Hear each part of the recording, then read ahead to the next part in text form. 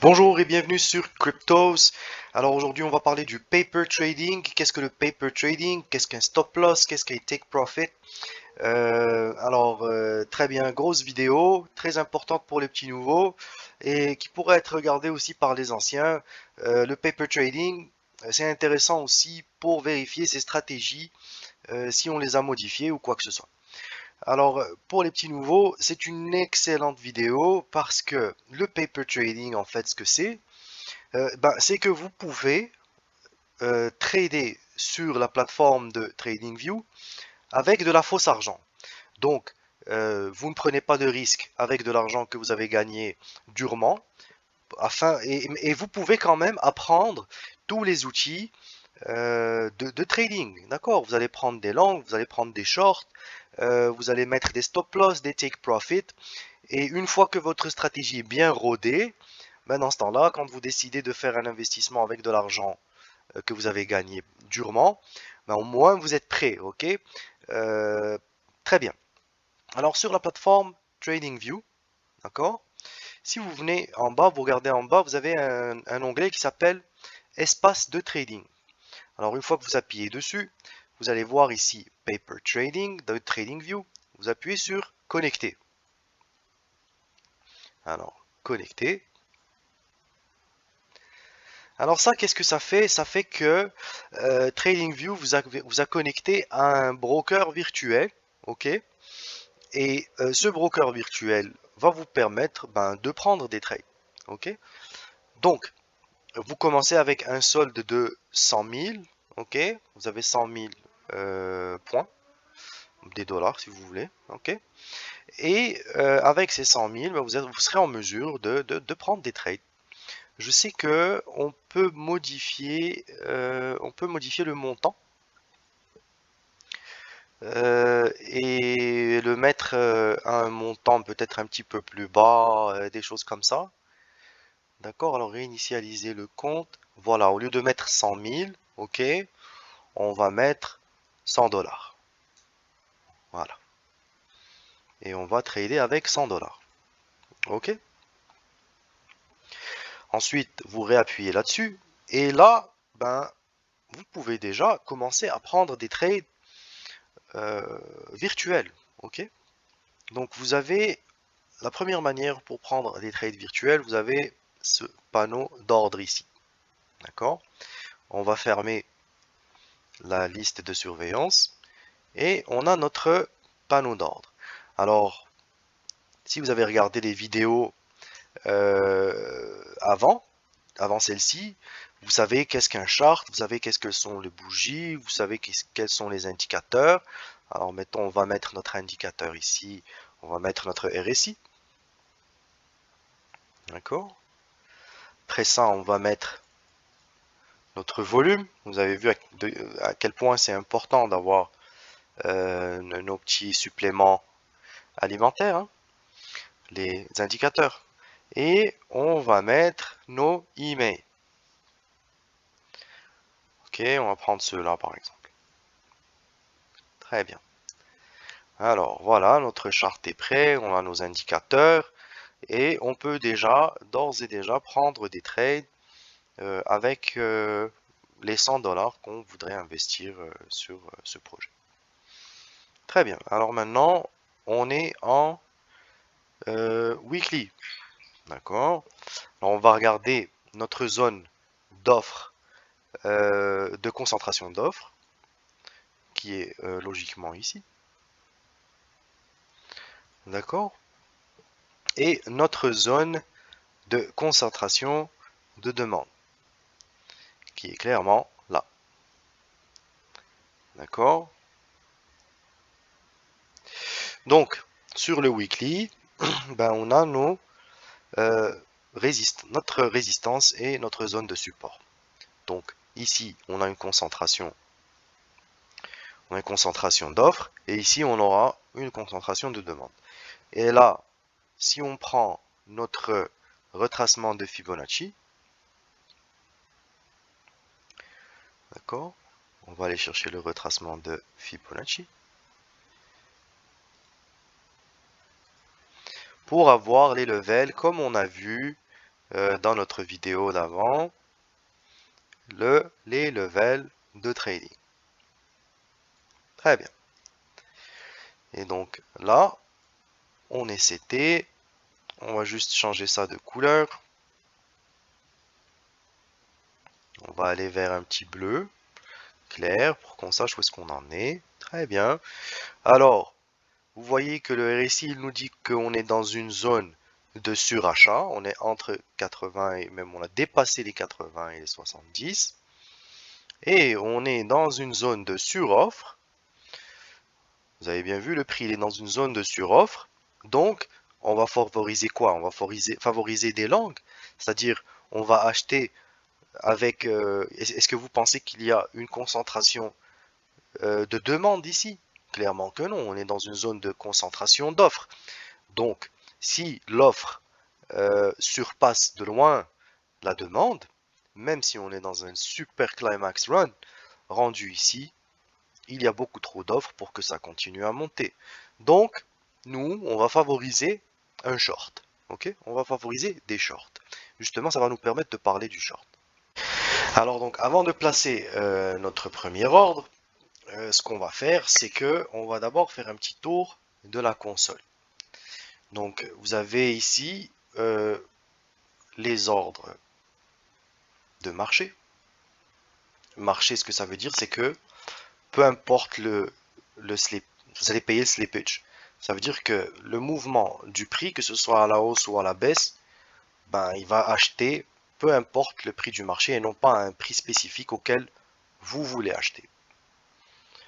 Les ordres limites, et c'est ce que je conseille à tout le monde de s'habituer, vous devez vous habituer à faire toutes vos opérations avec des ordres limites. Pourquoi? Parce que les ordres marchés vous coûtent très cher en commission, parce que vous payez le maker fee, vous payez, pardon, vous payez le taker fee, d'accord, et qui est plus cher que le maker, et vous payez la commission de transaction au market, qui est plus cher. Et en plus de ça, vous allez payer le slippage. Si vous mettez votre ordre d'achat à marché et que le prix est en train de monter, il va acheter avec le prix qui monte. Et donc, vous payez toute la différence en slippage. C'est ça, slippage. D'accord? Donc, ça, c'est les ordres marché. Les ordres marché, quand est-ce que je vous dirais que vous allez les utiliser? Vous allez les utiliser quand vous voyez qu'il y a vraiment beaucoup de momentum sur un actif et qu'il va exploser, que vous ne voulez pas manquer votre entrée. Moi, perso, je l'utilise très rarement. Ou bien parce qu'il va vraiment dégommer vers le bas et que ben, vous voulez juste sortir de ce trade qui n'est pas en votre faveur. En ce temps-là, vous sortez avec marché. D'accord? Mais sinon, la majorité du temps, vous allez utiliser des ordres limites. Pourquoi? Parce que des ordres limites, tout d'abord, ben, il n'y a pas de commission de vente et d'achat marché. Donc vous avez déjà une commission en moins. Et en plus de ça, vous paierez moins de commission si par exemple, là le prix il est à 17 885, d'accord? Et que vous voulez prendre un short et vous le mettez à 18 000 et que le prix remonte et va vous chercher, vous ne payerez pas le taker fee, vous allez payer le maker fee. Vous êtes un market maker. Vous n'êtes pas un market taker. Donc un market maker paye beaucoup moins de commissions qu'un market taker. Pourquoi? C'est comme ça. Okay? Si, si par exemple vous placez votre prix de vente ici, d'accord, et pardon, votre prix d'achat ici, que vous prenez ce short, et que le prix vient exactement à l'endroit où vous avez mis votre prix, il vous rachète et il remonte, ben là vous paierez le minimum de commission possible. C'est ça que vous devez garder en tête. Ensuite, vous avez les stop limit order et ça veut dire que une fois que le prix va arriver à votre marking price, il va activer un limit order à un prix autre que celui où il est en ce moment. Bon, on va le laisser de côté, puis aujourd'hui on va se concentrer sur les limit order.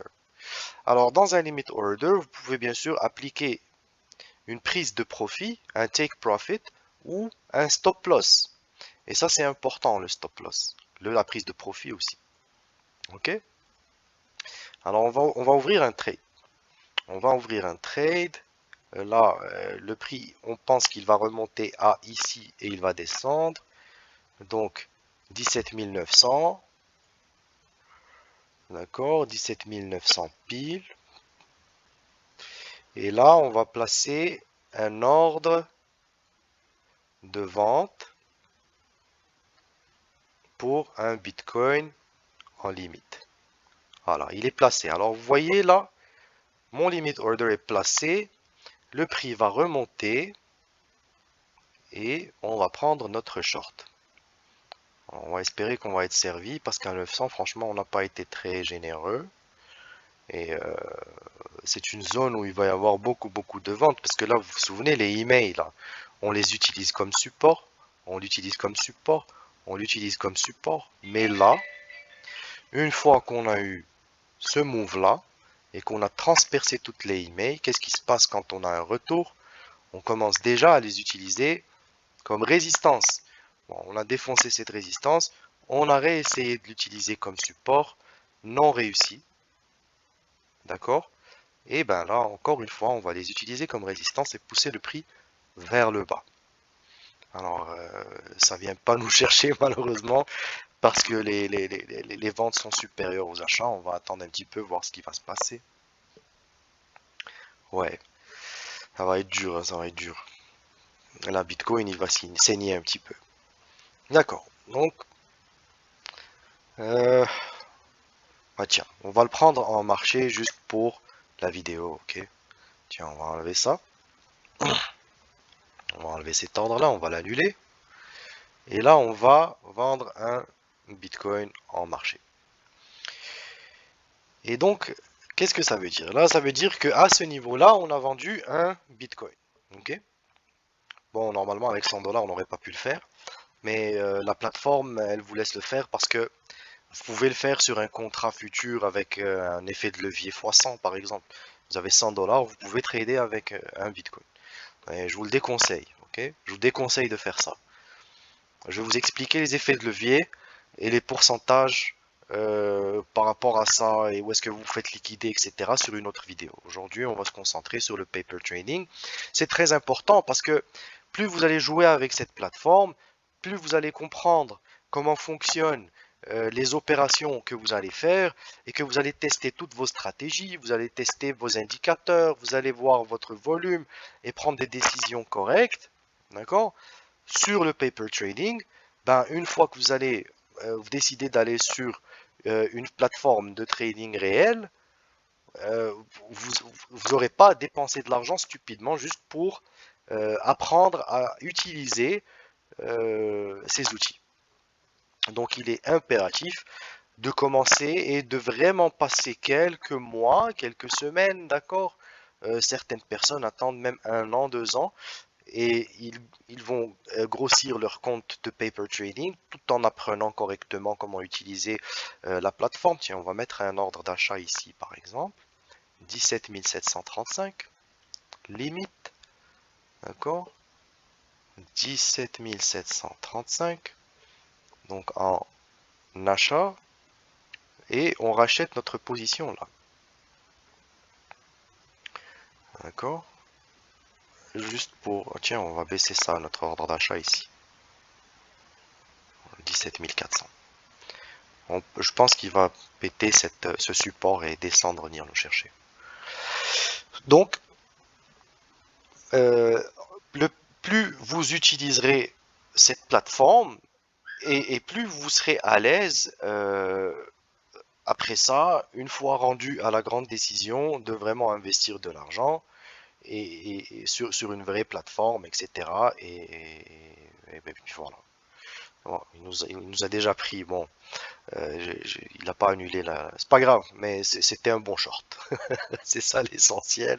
On l'a shorté d'ici à ici, mais je crois bien qu'il allait quand même aller nous chercher sur cet email. Mais quoi qu'il en soit, écoutez, vous voyez comment ça fonctionne, d'accord?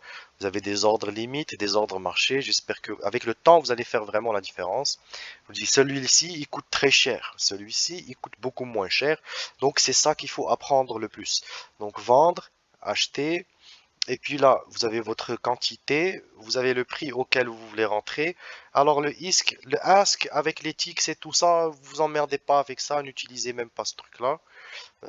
C'est pas très important. Après ça, vous pouvez mettre dans votre ordre. Alors par exemple, regardez, on va prendre un autre short en marché. D'accord? Là, on a pris notre short, on va lui mettre une prise de bénéfice à, mettons, 17 400. Et on va lui mettre un stop loss à pas plus que 17 800.